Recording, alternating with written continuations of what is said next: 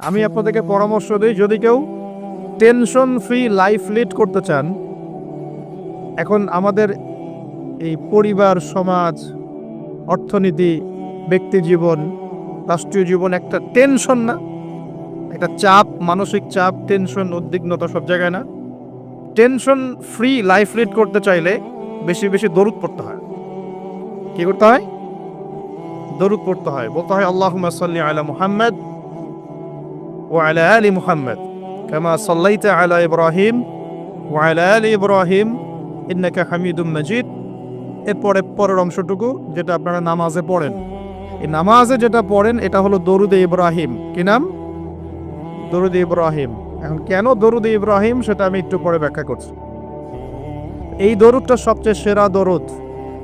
এই দরুদ একবার পড়লেই 10টা নেকি হবে, 10টা গুনাহ মাফ হবে, 10 বার আল্লাহ রহম করবেন, মর্যাদার স্তর 10 গুণ বেড়ে যাবে ইনশাআল্লাহ। এবং সকালে এবং সন্ধ্যায় যে 10 বার করে দরুদ পড়বে, সকালে এবং সন্ধ্যায় কয়বার পড়ে ভাই? তার জন্য বিশেষ একটা ফজিলত আছে, বলে দেব। সেটা হলো আমাদের নবী মুহাম্মদ সাল্লাল্লাহু আলাইহি ওয়াসাল্লাম ওই ব্যক্তির জন্য কাল কিয়ামতের মাঠে সুপারিশ করবেন ইনশাআল্লাহ। নবীর সুপারিশ যে পাবে সে জান্নাতে যাবে না জাহান্নামে যাবে? জান্নাতে যাওয়ার একটা সহজ রাস্তা বলে দিলাম। নবীর সুন্নত অনুযায়ী জীবন যাপন করবেন, এটা তো অবশ্যই করবেন, এবং সকাল সন্ধ্যায় 10 বার করে দরুদ পাঠ করবেন। পারা যাবে ইনশাআল্লাহ।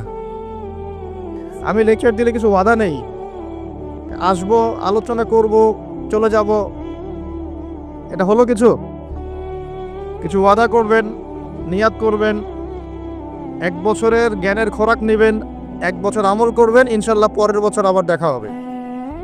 আজকে প্রথম আমল কি দিলাম? সকাল সন্ধ্যায় কমপক্ষে 10 বার করে দরুদ শরীফ পড়তে হবে। রাজি আছি ইনশাল্লাহ? কি ফজিলত তাও তো জানলেন। ফজিলত জেনে আমল করার ব্যাপারে একটা আয়াতই আছে কোরআনে, যারা মুমিন তারা বলে যে সামি'না ওয়া আতা'না। আমরা শুনলাম, জানলাম, মানলাম, শুনলাম, মানলাম। আমার তো এমনও মনে আছে, এগুলো স্মৃতি থেকে বলছি আর কি, আমার এখনো মনে আছে যে আমি আমার স্ত্রীকে নিয়ে রাস্তায় রাস্তায় বাড়ি ভাড়া খুঁজতাম এক সময়। মানুষ আমাদেরকে বাড়ি ভাড়া দিত না। বিশ্বাস করছে না? কেন দিত না? কারণ আমার গায়ে সুন্নতি লেবাস ছিল আর আমার স্ত্রীর গায়ে খাস পর্দা ছিল। বাড়ি ভাড়া দেওয়ার আগে খুব গড় করে প্রশ্ন করত, কোথা থেকে আসছেন, কি দরকার, কোথায় চাকরি করেন, কি করবেন, মানে আতঙ্ক একটা। না জানি কোন গ্রহের মানুষ আমরা, ও বাড়িতে না জানি কি করব। এই যে একটা ভাইব ছড়িয়ে দেওয়া হয়েছে সমাজের মধ্যে, দাড়ি, টুপি, পাগড়ি, জুব্বা, বোরখা, এগুলোর দিকে মানুষ যে একটা সন্দেহের চোখে তাকাচ্ছে, এই যে একটা ফ্লো, একটা ভাইব সৃষ্টি করা হয়েছে, আপনাদের কি মনে হয় না এটি ইসলামের বিরুদ্ধে চক্রান্ত হচ্ছে? দাড়ি, টুপি, পাগড়ি, জুব্বা, বোরখাওয়ালা মানুষটাই সারা দুনিয়া সব অপকর্ম করে বেড়ায়। মিডিয়ার মধ্য দিয়ে, প্রযুক্তির মধ্য দিয়ে, নিজস্ব প্রিন্ট এবং ইলেকট্রনিক মিডিয়াগুলোর মধ্য দিয়ে সারা বিশ্বে ছড়িয়ে দেওয়া হয়েছে সবচেয়ে খারাপ মানুষ মনে হয় মুসলমানরাই, তাই না? যত বাঁকা দৃষ্টি শুধু দাড়ি, টুপি, পাগড়ি, বোরখা, এগুলোর পোশাক। ঢাকা শহর ভূমিকম্প প্রবণ এলাকা না? ভূমিকম্পের যে পাপগুলা, সেই পাপগুলো আমি কিন্তু একটা লেকচার আলোচনা করে আসছি সিলেটে, দেখে নিন অনলাইনে। 15টা থেকে 20টা পাপ আছে। এই পাপগুলোতে যখন একটা জাতি লিপ্ত হয়, আল্লাহর পক্ষ থেকে আযাব আসে। কয়েকটা কথা বলছি। পাপগুলোর মধ্যে একটা হচ্ছে যে যখন মানুষ বস্তুবাদী হয়, বেশি বস্তুবাদী মানে দুনিয়া নিয়ে খুব বেশি ব্যস্ত, পরকালের ফিকির কম, আল্লাহকে ভুলে গেছে। তারপরে যখন আমানত উঠে যায়, আমানত কি হয়? উঠে যায়। তারপর যখন গনিমতের মাল মনে করে আমানত মানুষ খেয়ে ফেলতেছে, আমানত রাখা হয়েছে, গনিমতের মাল মনে করে খেয়ে ফেলল। যখন মানুষ এই মাকে কষ্ট দেয়, মাকে কষ্ট দিয়ে মানে মায়ের সাথে খারাপ ব্যবহার করে, বউয়ের আঁচল ধরে বসে থাকে। যখন মানুষ বাবাকে দূরে ঠেলে দেয় আর বন্ধু বান্ধবকে কাছে টেনে নেয়। তারপরে আছে যখন গান বাজনা, বাদ্যযন্ত্র বেশি হয়, মানুষের কানের কাছে যখন বাদ্যযন্ত্র বাজতে থাকে, মানে হেডফোন দিয়ে গান শুনছেন, এখন কানের কাছে বাদ্যযন্ত্র বাজছে। যখন জেনা বেশি বেড়ে যায়, অশ্লীলতা বেশি বেড়ে যায়, ব্যভিচার বেড়ে যায়, এই পাপগুলো যখন বেড়ে যায় এবং গায়িকা নর্তকীর যে সংখ্যা বেড়ে যায়, প্রতিটা কথা আরবি দিয়ে বলা আছে, আমি বলতে গেলে টাইম যেত, আমি শর্ট করে বললাম। এই কাজগুলো যখন একটা সমাজের মধ্যে বেশি হয় তখন ওই জায়গায় আল্লাহর পক্ষ থেকে দুইটা মারাত্মক মানে আযাব আসে। তার মধ্যে একটা হচ্ছে মহামারী, আর একটা হচ্ছে এই ভূমিকম্প। আর ভূমিকম্পের সাথে চলে আসে ভূমি ধস, মানে ভূমি ধসে যায় এবং চেহারার আকৃতি পরিবর্তন হয়। আর একটা কি, হ্যাঁ, গরম বাতাসের আযাব আসে। এই গরম বাতাসের আযাবটা এখন আসে নাই, কিন্তু আমি শেষ জামানার হাদিসগুলো টুকটাক গবেষণা করে মনে হচ্ছে অচিরে গরম বাতাসের একটা আযাব আসবে বিশ্বের দিকে। এবং নাসাও এটা নিয়ে গবেষণা করছে অলরেডি। সূর্যের মধ্যে অনেক রকম বিক্রিয়া হচ্ছে, তেজস্ক্রিয় বিক্রিয়া হচ্ছে ইত্যাদি, হিলিয়াম গ্যাসের অনেক বিস্ফোরণ হচ্ছে। এগুলোর ওয়েভ বা ফ্লোটা আস্তে আস্তে পৃথিবীর দিকে ধেয়ে আসবে। নবীজি বলেছেন ফালিয়ারতাকিবু ইনদা যালিকা রিহান হামরা। এই রিহান হামরা কথাটা এই হাদিসের মধ্যে আছে। তিরমিজির 2211 নম্বর হাদিস এটা আছে। গরম বাতাস ধেয়ে আসবে পৃথিবীর দিকে, গরম বাতাসের আযাব, গরম বাতাসের আযাব আসবে। ওয়াজালজালা এবং ভূমিকম্প। অন্য হাদিসে আসছে সানাওয়াতু জালাজির, ভূমিকম্পের বছরগুলো। আর আসছে মুতানুন শাদীদ, বড় মহামারী। আর খাসফুন মানে যে জমিন ধসে যাওয়া, মাসখান মানে চেহারা আকৃতি বিকৃত হয়ে যাবে।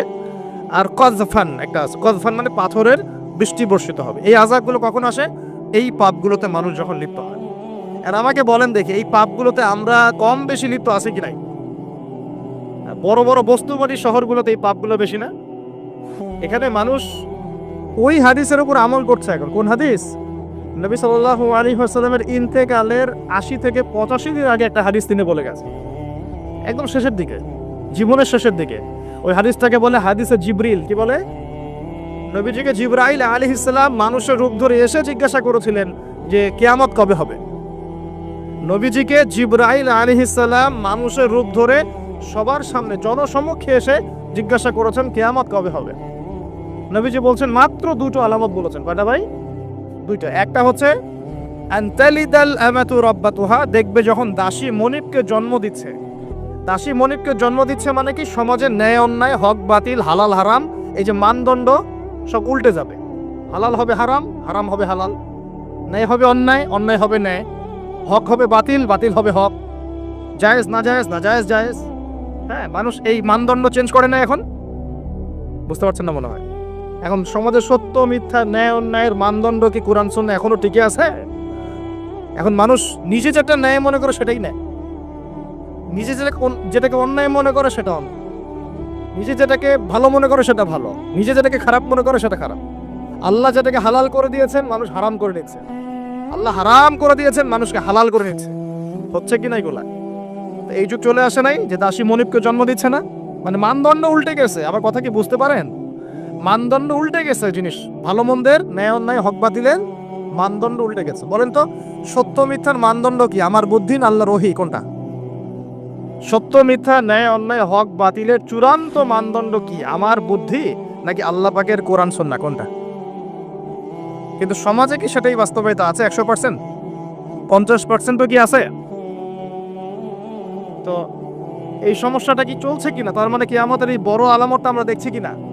দেখছি। গেল 2 নাম্বারটা নবী বলছেন ওয়া আনতারাল হুফাতাল উরাতাল আলাতা রিয়া আশাই ইয়াতাতাওয়ালুনা ফিল বুনিয়ান। নবীজি বলছেন যখন দেখা যাবে সমাজের সবচেয়ে দরিদ্র শ্রেণীর মানুষ, স্যান্ডেল কেনার টাকা ছিল না, কাপড় পরার টাকা ছিল না, এই শ্রেণীর মানুষ, রাখাল মানে গরু ছাগল চড়াতো, এই শ্রেণীর মানুষ উঁচু উঁচু অট্টালিকা নির্মাণের প্রতিযোগিতা করবে। ভালো করে বোঝেন, নবীজি বলছেন না ধনীরা, সমাজের ধনীরা অট্টালিকা নির্মাণের প্রতিযোগিতা করবে। নবীজি এই কথা বলছেন না হাদিসে। নবীজি বলছেন সবচেয়ে দরিদ্র শ্রেণীর মানুষ, রাখাল শ্রেণীর মানুষ, স্যান্ডেল নাই, গায়ে জামা নাই, এরা উঁচু উঁচু অট্টালিকা নির্মাণের প্রতিযোগিতা করবে। করছে কিনা? কিভাবে সম্ভব? এই শ্রেণীর মানুষের অট্টালিকা নির্মাণ না, নির্মাণের কম্পিটিশন করা কিভাবে সম্ভব? 1 সুদের মধ্য দিয়ে, 2 করাপশন দুর্নীতির মধ্য দিয়ে, 3 অন্যের সম্পদ আত্মসাৎ করার মধ্য দিয়ে। এই সমস্যাগুলো চলছে কিনা সমাজে? এরাই যখন 10-20 তলা বিল্ডিং উঠাবে তখন তো আর মানুষকে মানুষই মনে করবে না। বুঝতে পারছেন না ওরা? এদের তো কোনো পড়াশোনা নাই, কোনো ব্যক্তিত্ব নাই, কোনো দিনই এলেম নাই, রুচিবোধ নাই, কালচার না, সামাজিক না, এ তো মানে অসামাজিক। এরা যখন এদের হাতে যখন আপনি সম্পদ চলে যাবে, এরা তো সাধারণ মানুষকে মানুষই মনে করবে না, গরিব মানুষকে এরা কিছুই মনে করবে না, ও মনে করবে আমি সবকিছু। আমরা দেখেছি যার একটা বাড়ি আছে ঢাকায়, ও মানুষকে মানুষই মনে করে না, মানুষকে মানুষই মনে করে না, যে মনে করে আমি আমি শহরের মালিক। হ্যাঁ, কি একটা অবস্থা মানুষের মধ্যে, যে কি অহংকার, কি আত্ম অহংকার, এই দালান করার যে অহংকার, এই সমস্যাগুলো হলে আল্লাহ ভূমিকম্পতে ধসায় দিবেন না? দেখেন নাই কয়দিন আগে কি হলো? গতকালকে যে কোটিপতি ছিল তার পরের দিন রুটি নিয়ে দাঁড়ায় আছে। গতকালকে আইসক্রিম বিক্রি করেছে নাচানাচি করে, তারপরের দিন বসে আছে, কিচ্ছু নাই। আল্লাহ পাক এই পাপগুলো দেখে সবর করেছেন, ধৈর্য ধরেছেন। ধৈর্য ধরে একসময় যখন আল্লাহ পাকের আযাব চলে আসছে, একবারে সব সমূল উৎপাদিত হয়ে গেছে। আমরা তো কারো দুঃখে খুশি না, বরং এগুলো সারা দুনিয়ার মুসলমানদের জন্য শিক্ষা। সারা দুনিয়ার মুসলমান যে যেখানে আছি, আমাদের সবার জন্য এটা শিক্ষা। এই পাপগুলোতে আমরা লিপ্ত হই, আল্লাহ পাক ছাড় দিলেও ছাড়বেন না। আল্লাহ পাক ছাড় দিবেন কিন্তু ছাড়বেন না। মানুষের মধ্যে এখন সম্পদের যে অহমিকা, গরিব মানুষকে মানুষই মনে করে না, খেটে খাওয়া মানুষকে মানুষই মনে করে না।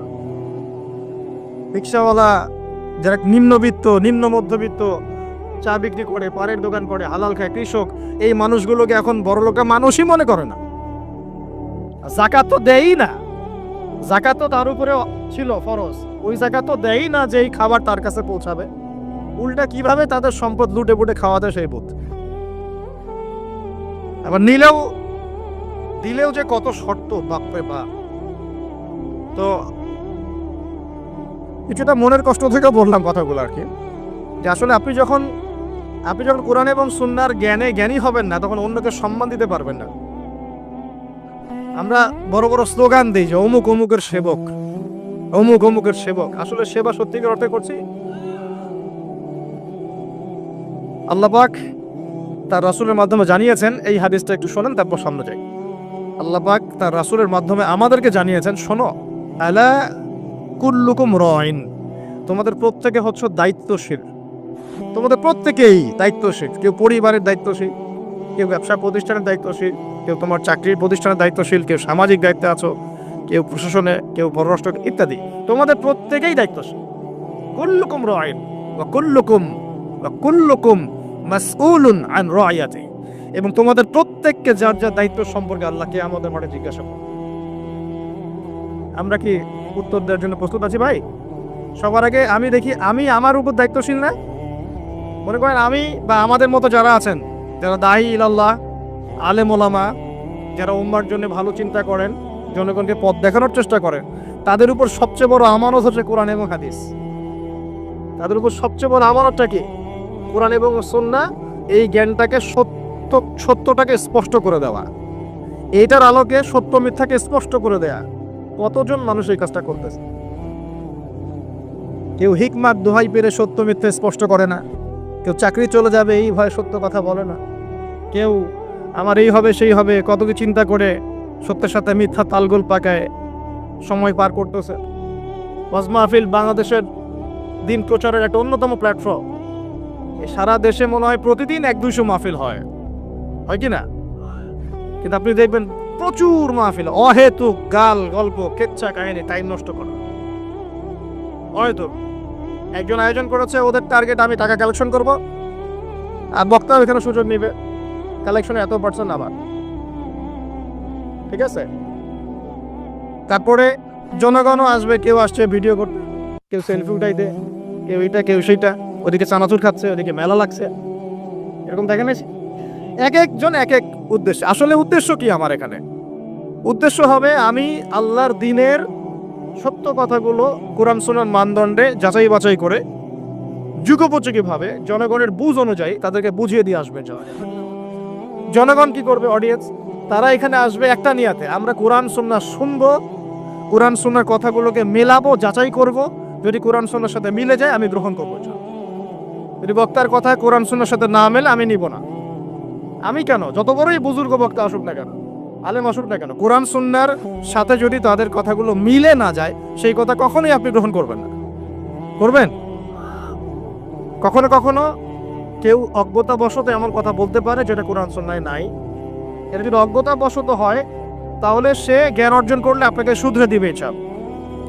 আর যদি কেউ ইচ্ছা করে এগুলো করে, তাহলে আপনার উপর দায়িত্ব হচ্ছে কোরআন সুন্নাহর মানদণ্ডে যাচাই করে তার কথা গ্রহণ করা। এই কাজটাই বা কয়জন করে?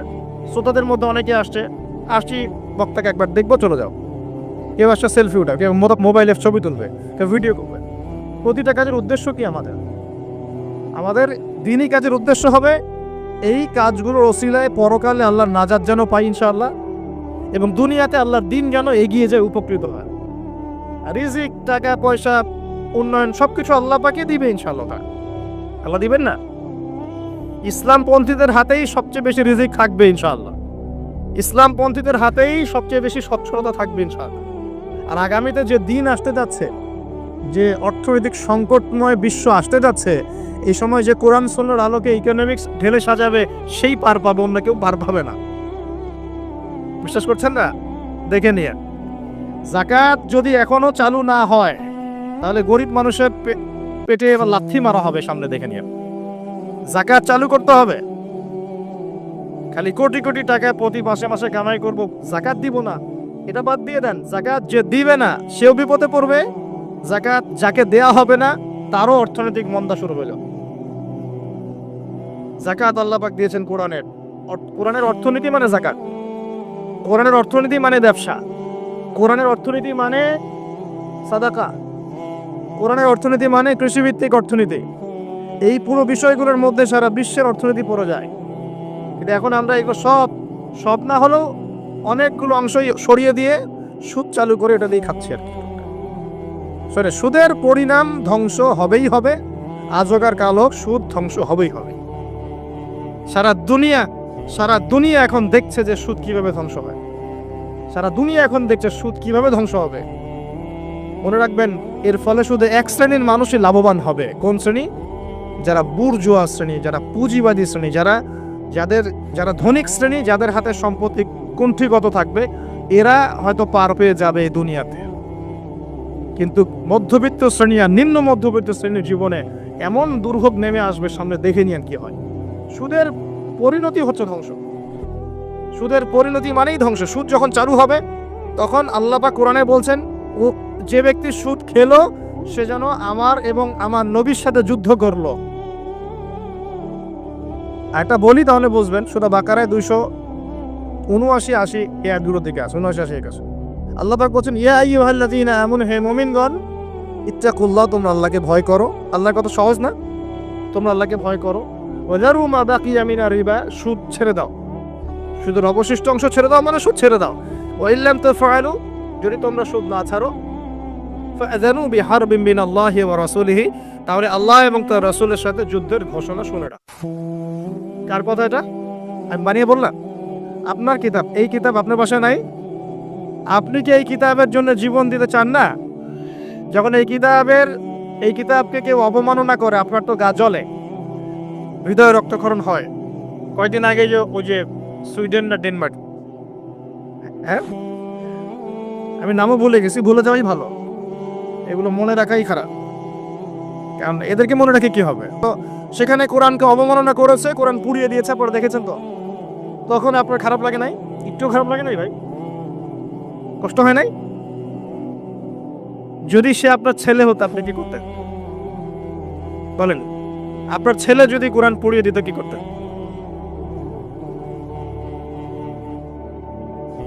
এখন আমাকে বলেন, ওই কোরআনেই আছে সুদ খাওয়া মানে আল্লাহ এবং তার রাসূলের সাথে যুদ্ধ করা। আমি আর আপনি যে মানছি না, এখন আমাদের কি হবে বলেন? সে তো অমুসলিম, কোরআনে কি আছে জানেই না বেচারা। কোরআনের প্রতি অনেক ক্ষোভ, কারণ কোরআন ওদের সমস্ত জাহেলিয়াত, অন্যায়ের বিরুদ্ধে কথা বলে। এই জন্য কোরআনকে পুরা দিতে চায় এবং নবীকেও গালিগালাজ করে, তাই না? ইসলামের বিরুদ্ধে দাঁড়া যায়, ইসলামের বিরুদ্ধে ওরা চেষ্টা চালায়, কারণ ওরা জানে না ইসলাম কি, ওরা বোঝে না কোরআন কি, ওরা বোঝে না মুহাম্মদ সাল্লাল্লাহু আলাইহি ওয়াসাল্লাম কে, তিনি কেমন আদর্শ, কেমন মানুষ, তিনি যে পুরো বিশ্বের জন্য রহমত, ওরা তো জানেই না, বোঝেই না। আমরা জানি না? এখন আমরা যে জানি, কিন্তু আমরা যে কোরআন পড়তে জানি না। আমরা তো জানি, কিন্তু আমরা তারপরেও যে কোরআন তেলাওয়াত করতে পারি না, জানার পরেও যে কোরআনের অর্থ কোনোদিন পড়ে দেখলাম না। আরে কত বছর তো অর্থ পড়তে বলেছিলাম যে অর্থগুলো একটু পড়ে দেখেন, বাপরে বাপ, যে ধোয়াটা ধুইলো আমাকে, আমি একদম পরিষ্কার হয়ে গেছি, এমন ধোয়া